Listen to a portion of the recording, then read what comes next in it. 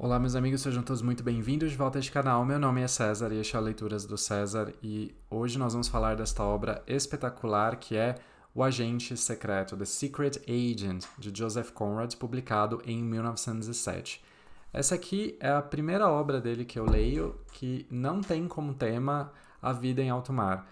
Nós lemos até agora 3 obras, Linha de Sombra, Lord Jim e Coração das Trevas, e todas elas têm um fator em comum de que contam histórias sobre pessoas que viajam por locais recônditos do mundo, para a Ásia, para a África, e vivem determinadas experiências e contam essas experiências, compartilham com o leitor, e todas elas são relacionadas com a própria biografia do autor, que também foi marinheiro, que também viajou para diversos lugares do mundo.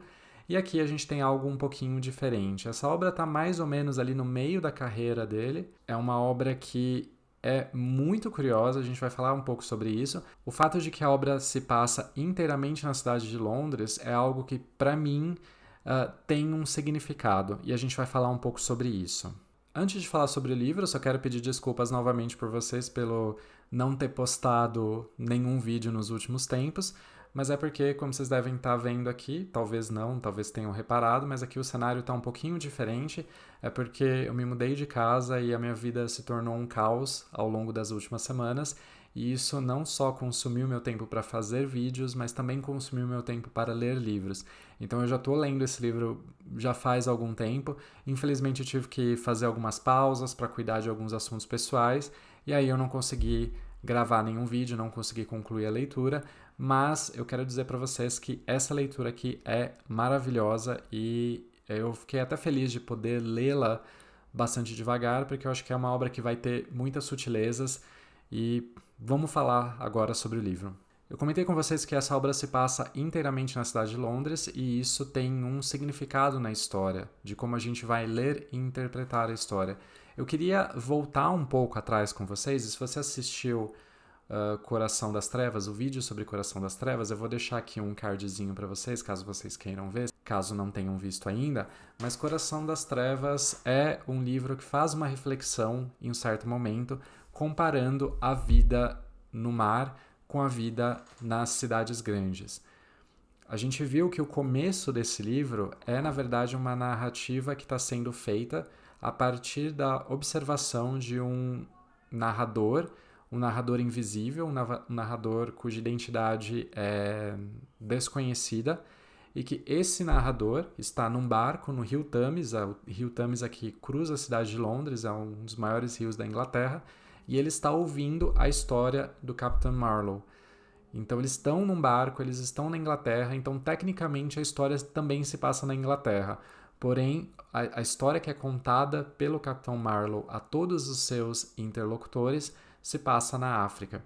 E antes de entrar na história propriamente dita, ou eu não lembro exatamente se é no começo, no meio ou no fim, mas eu lembro muito vividamente de uma reflexão que é feita pelo Capitão Marlowe. O Capitão Marlowe vai comparar aquela vida na África, a África como sendo um continente em que tudo é desconhecido, em que as regras da civilização não se aplicam, que ali predomina uma lei que é a lei mais ali do homem primitivo, por assim dizer, como vocês queiram colocar. E a um certo ponto, o Capitão Marlowe vai dizer que quando os romanos chegaram à Inglaterra, eles tiveram aquela mesma sensação que os exploradores ingleses tiveram quando eles começaram a entrar na África. Então, para os exploradores ingleses, a África, o coração da África, é o coração das trevas. Porém, para o Capitão Marlowe, né, o Capitão Marlowe, porém o Capitão Marlowe vai lembrar os seus interlocutores que para os romanos o coração das trevas era a Inglaterra, era um local em que as regras da civilização romana não eram aplicáveis, era um reino onde o caos imperava. O Capitão Marlowe vai narrar toda a experiência que ele vai ter com a sua primeira viagem à África, e como aquela experiência fez com que ele tivesse uma grande revelação a respeito da natureza humana, quando ele conhece o Kurtz. O Kurtz, que vocês devem se lembrar, era aquela pessoa que entrou no coração das trevas e de lá ele não saiu. Ele se tornou uma pessoa completamente diferente, e toda aquela civilização que havia nele, tudo aquilo que ele havia aprendido na Inglaterra, todas as maneiras, os trejeitos, a maneira de pensar do inglês foram desaparecendo nele. Ele se entregou completamente à vida naquele coração das trevas. E quando o Capitão Marlowe retorna à Inglaterra, ele começa a se sentir de uma maneira diferente porque ele percebe que aquela civilização que existe é apenas uma ilusão, ela não existe de fato. Tudo o que nós entendemos como civilização, como avançado, como um progresso, é algo que pode ser tirado de nós com uma grande facilidade.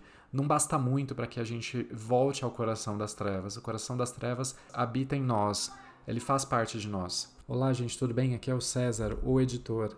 Aqui é só para complementar aquilo que eu estava falando, eu queria ler um pequeno trecho aqui de uma nota do autor de 1920, nessa edição que eu tenho do Agente Secreto, em que ele vai descrever o mar como uma vasta expansão de águas salgadas, o espelho dos sorrisos e caretas do céu, o refletor da luz do mundo. E aí ele vai comparar com a cidade, que ele vai chamar de a visão de uma enorme cidade que apresentou-se a si mesma, de uma cidade monstruosa, mais populosa que alguns continentes, e o seu poder feito pelo homem, indiferente aos sorrisos e caretas do céu, um cruel devorador da luz do mundo. Então, né, o Joseph Conrad é um homem do mar, e ele considera o mar como o lugar onde ele se sente mais confortável e a cidade como um lugar em que a luz do mundo, né, a luz da verdade do mundo, ela é devorada. Então ele considera a cidade como um lugar falso, como um lugar perverso. E por que eu fiz esse grande périplo por um livro que nem é objeto desse vídeo? Porque eu acredito que o Agente Secreto é basicamente uma grande demonstração daquilo que o Capitão Marlowe aprendeu na África. A ideia de que por trás dessa civilização desenvolvida, com progresso social, existe aí uma espécie de selvageria, uma espécie de caos que está sempre flertando com a existência. A morte está sempre flertando com a existência, mesmo na cidade grande. Vocês podem ver que aqui nessa capa, não sei se vocês conseguem visualizar, existem esses pequenos círculos aqui, e esses círculos aqui se devem a um dos personagens, que é o Stevie. O Stevie é um jovem rapaz, não sei exatamente quantos anos ele tem, mas é um rapaz que não tem um pleno domínio de suas faculdades mentais. Então ele é não sei que problema ele tem, mas ele não é um jovem totalmente desenvolvido, né? Ele é uma pessoa que tem necessidades especiais, ele precisa ser cuidado, e ele é cuidado pela irmã dele, que é a Winnie Verloc. Esse rapaz gosta de desenhar vários círculos nas folhas de papel, e esses círculos são interpretados em certo momento do livro como representações do caos. Então ele gosta de desenhar esses círculos caoticamente, e é isso que o livro vai querer mostrar, que a vida na cidade ela pode ser bastante caótica, que o caos está sempre imperando e que ele vai mover os personagens em direção à sua própria autodestruição. Esse livro é inspirado numa história real que aconteceu em 1894, que foi um atentado à bomba contra o observatório de Greenwich. Na verdade, a bomba explodiu no parque em frente a esse observatório, o Greenwich Park, e a pessoa que carregava a bomba morreu junto. Então a pessoa simplesmente explodiu. Provavelmente a bomba seria colocada em outro lugar, mas aconteceu algum acidente e essa pessoa morreu. A polícia descobriu em algum momento que o nome dessa pessoa era Martial Bourdon, que era um cidadão francês. A partir desse nome foi feito um trabalho investigativo e eles chegaram à conclusão de que o atentado teria sido feito por um grupo de anarquistas que queriam talvez aí entregar alguma mensagem, etc. Porém, os detalhes nunca foram descobertos. Muita coisa até hoje é um mistério, né?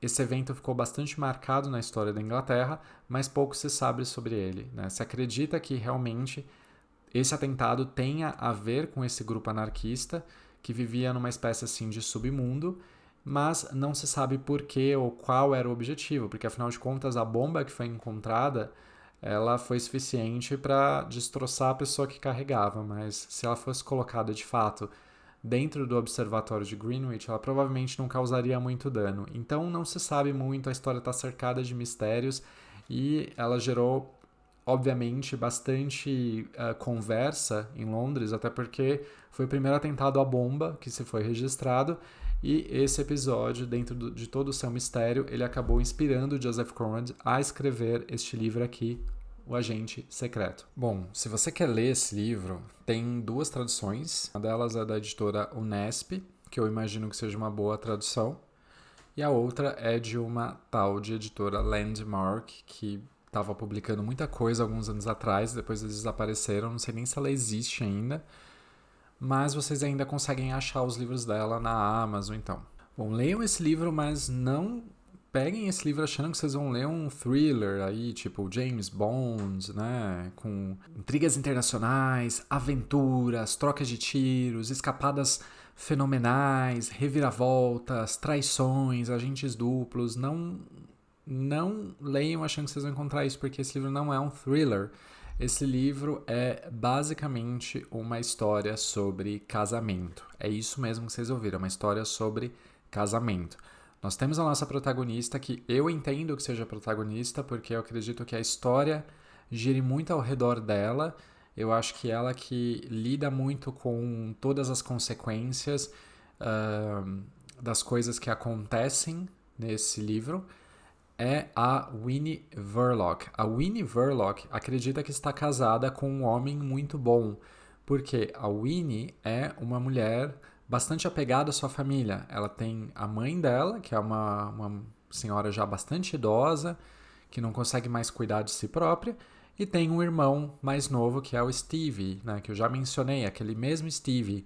Esse Stevie, que também é uma pessoa que precisa ser cuidada, ele é um tanto quanto incapacitado para cuidar de si próprio. Então, a Winnie é muito apegada a esses dois. Ela se vê praticamente como uma mãe do Stevie.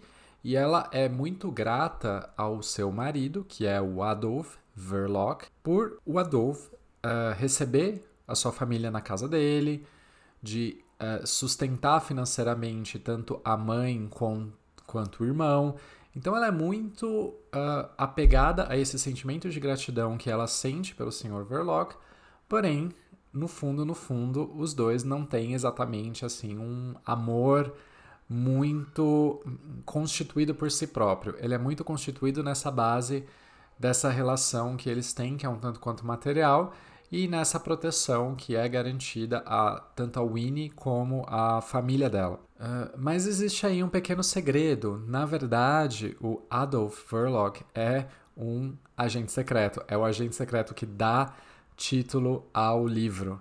Ele é um homem bastante misterioso. Ele tem uma pequena loja ali num pequeno subúrbio de Londres. É uma loja um tanto quanto obscura que vende ali algumas curiosidades, vende umas antiguidadezinhas. Não é uma loja de muito sucesso, porém é uma loja que dá um sustento para a família.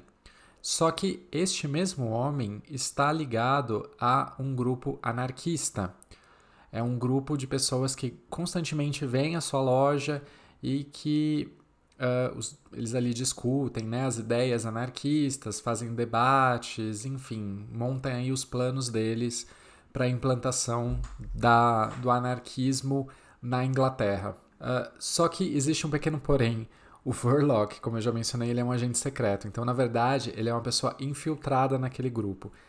A gente fica sabendo que ele é pago, ele está sendo contratado por um governo estrangeiro. Nós não sabemos que governo é, mas a gente imagina que é alguma coisa ali na Europa Oriental, porque o nome do seu contratante é o Sr. Vladimir, ou Vladimir, não sei exatamente. O homem que dá as instruções para ele sobre o que ele deve fazer. Num dos primeiros capítulos, o Sr. Verloc vai até essa embaixada estrangeira, que nós não sabemos qual é, e ele conversa com o seu contato ali dentro, que é o Sr. Vladimir. E o Vladimir diz para ele que ele não está sendo um agente muito bom, porque a coisa que ele deveria fazer, ele foi contratado para se miscuir nesse grupo de anarquistas e convencê-los a tentar uma ação um pouco mais incisiva, ou seja, começar a fazer atos que desestabilizem o governo da Inglaterra. Então existe aqui uma pequena trama ali internacional em que nós temos, de um lado, esse governo estrangeiro, que é representado pelo Sr. Vladimir, temos um grupo anarquista de ingleses e nós temos o Sr. Verloc, que ao mesmo tempo é um agente desse governo estrangeiro e também é um infiltrado nesse grupo anarquista. Então, ele sai dali com instruções bastante claras para influenciar esse grupo anarquista a realizar um atentado à bomba.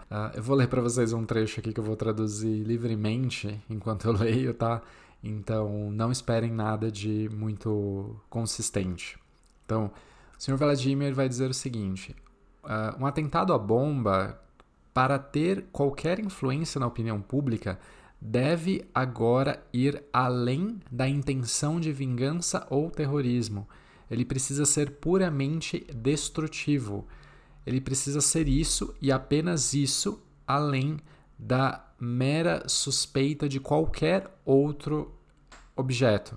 Vocês anarquistas devem deixar claro que vocês estão perfeitamente prontos para fazer uma limpeza em toda a criação social. Vejam aqui que interessante, ele usa a palavra terrorismo. Eu acho que pessoalmente aqui para mim é é a referência mais antiga que eu vejo a palavra terrorismo. Eu não lembro de nenhum livro mais antigo que esse usar esta palavra terrorismo. Se você nasceu na década de 80, como eu, vocês talvez vão se lembrar do momento do 11 de setembro de 2001, que foi um evento que foi bastante interessante porque ele foi muito noticiado, era algo que a gente via acontecendo em tempo real na televisão. Isso era uma coisa que na época ainda era algo relativamente novo e foi um evento que trouxe a palavra terrorismo para o vocabulário da pessoa comum. Eu mesmo nunca tinha ouvido essa palavra terrorismo e a primeira vez que eu ouvi essa palavra foi durante os atentados de 11 de setembro de 2001. Então é muito interessante a gente ver um livro no começo do século passado, de 1907, usando essa palavra terrorismo. O terrorismo surgiu mais ou menos nessa época, né, no final do século XIX, como uma arma de pressão política, criada aqui nesse caso pelos anarquistas, né? E, bom, voltando aqui ao livro, a gente percebe que esse senhor Vladimir, ele tem uma ideia bastante clara do que precisa ser feito. Então ele sugere que esse atentado à bomba seja feito no Observatório de Greenwich. E aí ele vai explicar por quê. Mas existe o aprendizado, a ciência. Qualquer imbecil que seja acredita nisso pelo menos um pouco. Ele não sabe por quê, mas ele acredita que é importante de alguma forma. É um fetiche sacrossanto. Todos os malditos professores são radicais em seu coração. Aqui, essa parte ela é muito boa porque ela mostra exatamente aí o que vai acontecer. Então ele sugere esse atentado ao Observatório de Greenwich porque não existe nada mais, pelo menos ali naquela época, né, em que se tinha uma ideia de progresso muito clara, de que a ciência ela seria um conhecimento suficiente para resolver todos os problemas da humanidade. A ciência foi absorvida como uma espécie, como ele vai dizer aqui, como um fetiche sacrossanto. É algo que ninguém vai falar contra a ciência, ninguém vai desdizer a ciência e ninguém vai ficar indiferente à ciência sendo de alguma forma ferida na forma do Observatório de Greenwich. Então isso aqui é justamente o tipo de ultraje que ele está querendo organizar, porque é necessário que as pessoas entendam, né, do ponto de vista dos anarquistas,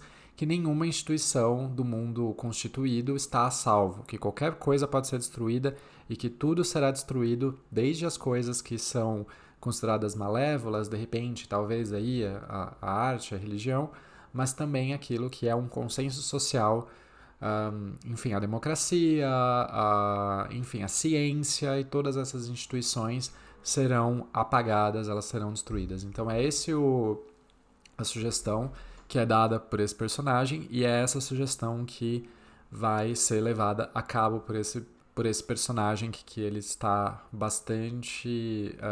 ele precisa mostrar trabalho, né? Porque afinal de contas o trabalho dele tem sido criticado. Bom, e aí a história vai seguindo, não vou aqui contar toda a história para vocês, eu vou falar alguns spoilers mais pro final, mas não vou contar aqui a história inteira, mas a gente vai ter o transcurso do livro. Nós vamos ser apresentados ao grupo de anarquistas, que são basicamente 3 personagens, que são Michaelis, que é uma pessoa ali que tem mais aí um conhecimento teórico a respeito. Tem o Ossipon, que é uma pessoa mais voltada ali para ação. E nós temos também o professor, que é um especialista em bombas. Então vocês já sabem mais ou menos onde isso vai dar. O Verloc vai participar de uma reunião com essas pessoas, vai ser mostrado, na verdade, o que eles pensam. E essas pessoas, na verdade, eles são aquelas pessoas assim que falam, mas no final eles não vão fazer nada porque, enfim, não sei, questões deles ali, mas eles não são ali pessoas muito motivadas a levar a cabo aquilo que eles pretendem fazer. Então, na verdade, o objetivo do Verloc é, de uma certa forma, assanhá-los a fazer alguma coisa, se colocar em ação, e ele vai tentar fazer isso. E, paralelamente, também a gente vai ser apresentado a Winnie Verloc, a esposa dele, que é uma pessoa que eu falei que é bastante devotada à família dela, ele é muito próxima da família, ele quer cuidar da família dela, etc. E ela vai ser uma peça fundamental nessa história, porque o objetivo dela ali é fazer com que o Verloc, o marido, se aproxime do irmão. Ela quer que o marido e o irmão, que são 2 pessoas muito importantes, tenham uma boa relação. E o Sr. Verloc vai obedecer a sua esposa e ele vai começar a querer uma aproximação com o Stevie, mas na verdade aquilo era apenas uma grande manipulação. O meio do livro, assim, é uma parte que ele vai indo e voltando no tempo para depois que um determinado atentado ocorreu, e depois ele volta e aí explica como as coisas transcorreram até a grande explosão. E a uma certa altura, a gente fica sabendo que o atentado à bomba não deu certo, que houve uma explosão que ocorreu no parque, que não ocorreu no observatório, exatamente como aconteceu na vida real, historicamente, e que uma pessoa veio a falecer. E aí o mistério é quem foi a pessoa que faleceu. Bom, o meio do livro é bastante interessante a gente pensar um pouco, porque nós vamos ver que tem uma investigação de polícia que está ocorrendo. Essa investigação de polícia é feita por 2 pessoas, que é um comissário assistente e um chefe de polícia, e eles estão indo em direções diferentes, estão usando métodos diferentes para tentar alcançar. E eu acho que essa parte, ela o curioso dela é que ela mostra como também todos esses tecidos, ele vai mostrando um pouco o tecido social da cidade e que como esse mundo, submundo, não são exatamente mundos à parte, mas eles estão sempre conectados. Então a polícia está conectada com o submundo, que tá conectada com a alta sociedade. E todas elas caminham juntamente para a autodestruição. Existe um momento aqui bastante curioso que um desses personagens, que é o comissário assistente, ele é uma pessoa que já é meio conhecida na alta roda londrina, e ele se usa dessas suas conexões para adiantar a sua investigação. Ele vai falar com algumas pessoas, ele vai conhecer algumas pessoas e ele vai tentar se usar dessas suas conexões para chegar nos anarquistas. Existe um dos anarquistas que eu já mencionei, que é o Michaelis ou Michaelis, não sei como a gente vai pronunciar, mas ele é muito amigo de uma mulher, de uma lady, né, uma pessoa da alta sociedade londrina, e ela nutre simpatias por este que é um extremista, né, que é um anarquista. E, na verdade, ela vai dizer o seguinte, né? Na verdade, ela não diz isso, né? Quem fala é o narrador, que vai reproduzir um pouco o discurso dela. E ele diz assim, as esperanças humanitárias do agradável Michaelis tendiam não na direção da destruição, mas apenas na completa ruína do sistema econômico. Então você já vê um certo grau de ironia, né? Porque aqui ela está defendendo que essa grande destruição, ou seja, a morte, ela não está conectada com a ruína do sistema econômico. Então ela acredita que é possível causar uma ruína do sistema econômico sem causar uma enorme destruição. Ela não via nenhum problema moral nisso. E que essa revolução ela acabaria com a multidão dos parvenus, dos novos ricos, que ela detestava e não confiava. Não porque eles tinham vindo de lugar nenhum, mas por causa da sua enorme não inteligência do mundo, que era a causa primária da crueza das suas percepções e da aridez de seus corações. Com a aniquilação de todo o capital, eles desapareceriam também, mas a ruína universal deixaria todos os valores sociais intactos. O desaparecimento da última peça de dinheiro não poderia afetar a posição das pessoas. Ela não conseguia conceber como poderia afetar a posição dela, por exemplo. Então, vejam que interessante, porque ela é uma mulher da alta roda e ela tem essas simpatias pelo anarquismo, ela tem umas simpatias por esse revolucionário, ou como ele vai dizer aqui, o revolucionista. Acho que ele não existia essa palavra revolucionário, então a palavra que se usa aqui é revolucionista. Ela tem essa simpatia e ela não consegue entender como essas teorias podem levar à ruína dela, porque assim, se vai existir a anarquia, a posição dela como uma pessoa da alta sociedade não vai existir mais também, ela não vai ser mais essa pessoa, mas ela acreditaria que essa revolução não a afetaria pessoalmente, então ela sente simpatias e, enfim. Isso aqui acaba meio sendo... Aqui é só um pequeno episódio aqui, que acaba sendo quase como uma anedota desse livro, mas eu acho que o meio é mais ou menos isso. Eu acho que ele mostra um pouco como as coisas estão interconectadas na sociedade, de como as camadas sociais e todos esses mundos estão sempre se confrontando uns com os outros. E é basicamente isso. Bom, mais para o final, a gente vai descobrir que aquele atentado à bomba não deu certo e que a bomba explodiu antes de chegar ao seu local. E que ela explodiu no parque do Greenwich Park. E uma pessoa morreu. A pessoa que carregava a bomba faleceu, ela explodiu e, enfim, foi aniquilada. Então a gente vai ter um pouco uma espécie ali de mistério para a gente entender quem foi a pessoa que morreu nesse atentado. E aí, a certo momento, quando as investigações começam a fluir um pouco mais, a gente vai descobrir que quem morreu foi o Stevie e que o Sr. Verloc se utilizou da confiança que o Stevie tinha sobre ele para convencê-lo a levar a bomba até o observatório, porém alguma coisa aconteceu e ele veio a explodir. A Winnie, pouco a pouco, ela vai se dar conta disso que aconteceu e ela tem esse momento de revelação, ela descobre que o seu irmão faleceu quando o chefe de polícia informa para o Sr. Verloc, e ela está ali no cantinho ouvindo. Foi encontrada uma blusa, alguma jaqueta que a pessoa que estava carregando a bomba estava usando, e ali havia um endereço e um nome da pessoa. E esse nome era do nome do Stevie. Então, quando ela descobre isso, ela percebe que o irmão dela era a pessoa que estava carregando a bomba e que isso foi projetado pelo Sr. Verloc. O livro tem 13 capítulos. O capítulo 11 é o capítulo mais dramático e é o melhor de todos, que é o capítulo em que a Winnie, após ter essa chocante revelação a respeito de seu irmão, vai confrontar o Sr. Verloc. E ela está completamente em choque e ela não sabe exatamente o que fazer. E o Sr. Verloc vai tentar contemporizar um pouco essa situação. Ele quer ainda, de uma certa forma, ele é muito assim insuportável, ele é um personagem assim horrível, ele é uma pessoa horrível. Ele ainda quer, de uma certa maneira, salvar o casamento e ele vai tentar convencê-la de que não era a intenção dele que o Steve morresse.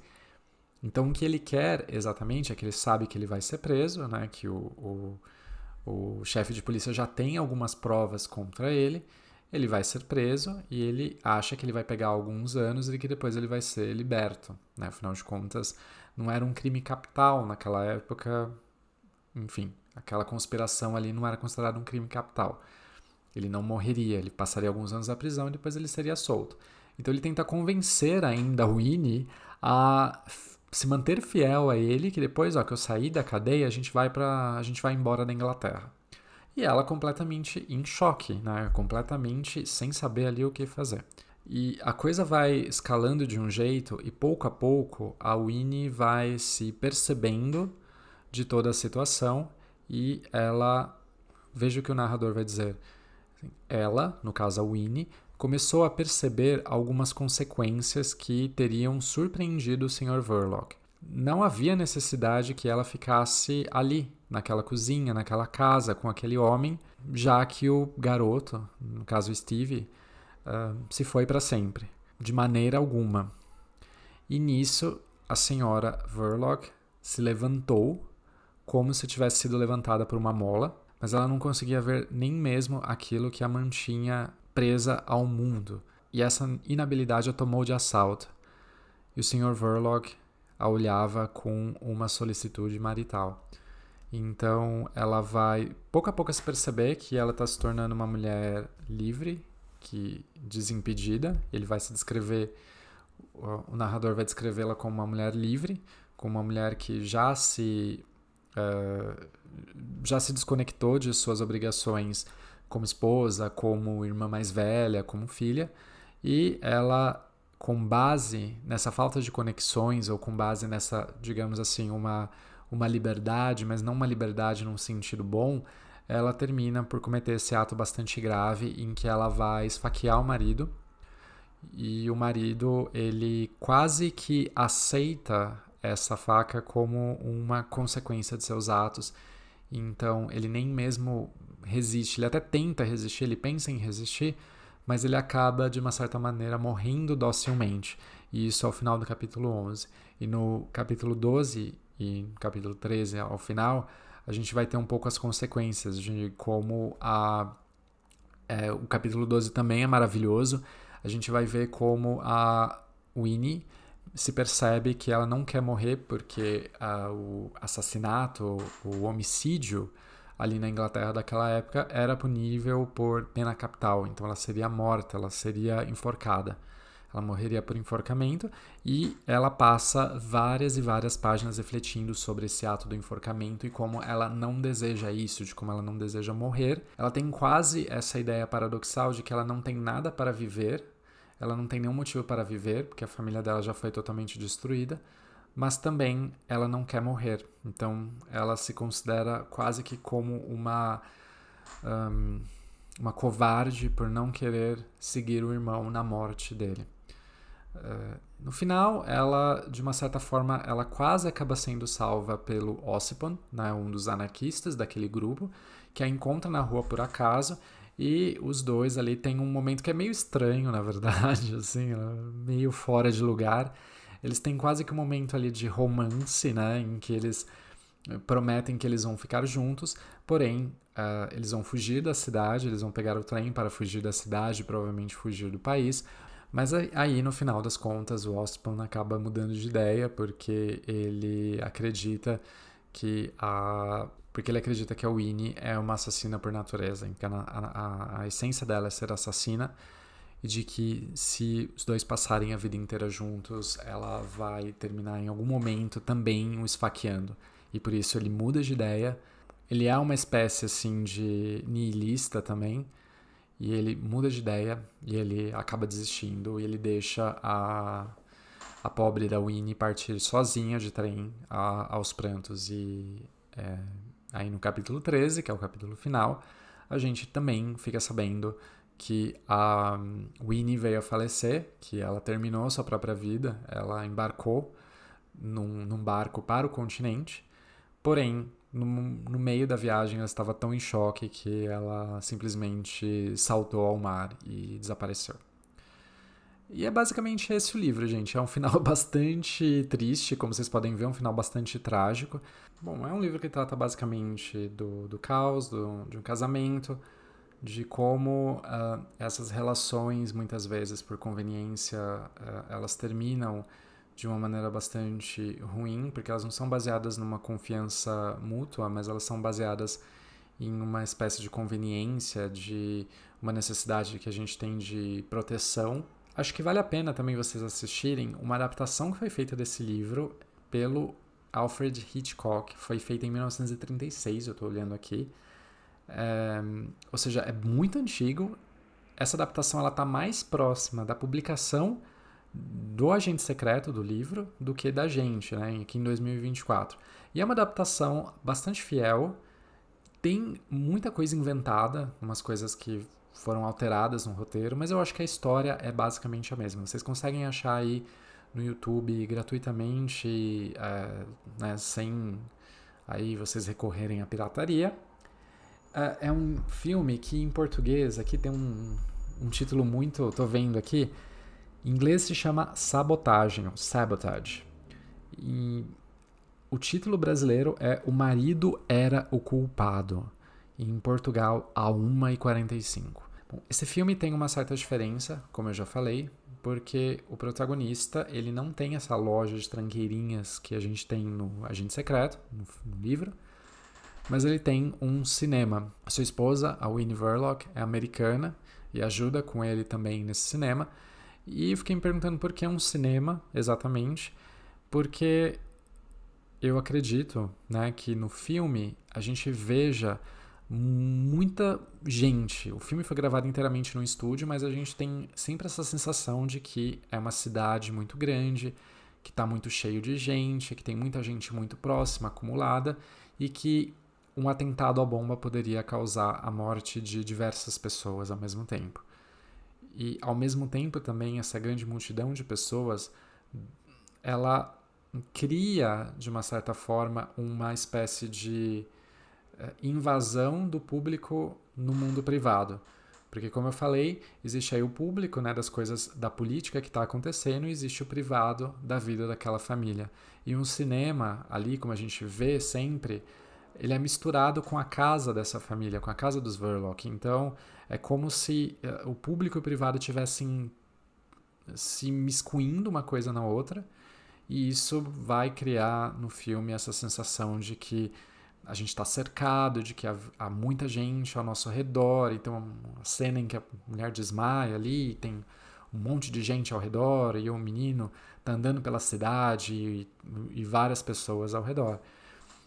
No filme também, o personagem do Stevie, ele não é exatamente uma pessoa com dificuldades mentais, mas ele é um menino, ele é um garoto mesmo. O roteiro do filme é um pouco diferente, porque ele não fica centrado muito em explicar como o atentado aconteceu, mas se ele vai acontecer ou não. Então, a uma certa altura, a bomba é entregue a esse garoto, ao Stevie, e ele está andando pela cidade, várias coisas vão acontecendo que atraem a atenção dele, e a gente sabe que ele precisa entregar a bomba até 1h45, né? Por isso que a versão de Portugal se chama 1h45. E fica essa tensão de será que a bomba vai explodir, será que o que vai acontecer, etc, etc. Então ele cria muito essa tensão, ele cria esse suspense, ele consegue criar esse suspense, deixar a gente ali bastante ansioso. Eu acho que eu imagino que é um filme bastante revolucionário para a época dele. Ele altera um pouco o fim, como eu já conversei aqui, o fim do livro é bastante trágico, a personagem termina por falecer, mas aqui a gente tem quase um final feliz. Eu imagino que ele deva ter optado pelo final feliz, né, o roteirista, porque em 1936, um filme que acabasse de uma maneira trágica, eu acharia que não faria muito sucesso. Então ele preferiu alterar o final para que o final ele quase parecesse, assim, ele flerta um pouco com o trágico no final, mas ele consegue fazer de uma maneira que dá tudo certo no fim. E é curioso também porque ele tem, igual no livro, que ele tem esse romance meio esquisito no final, que é meio que vem do nada. No filme também tem esse romance meio esquisito que vem do nada. Então é muito fiel até nessas escolhas estranhas que tem aqui no livro, né? Eu gostei bastante desse livro, foi um dos meus preferidos até agora. Eu não vou fazer um ranking no momento, talvez no futuro eu faça um ranking quando a gente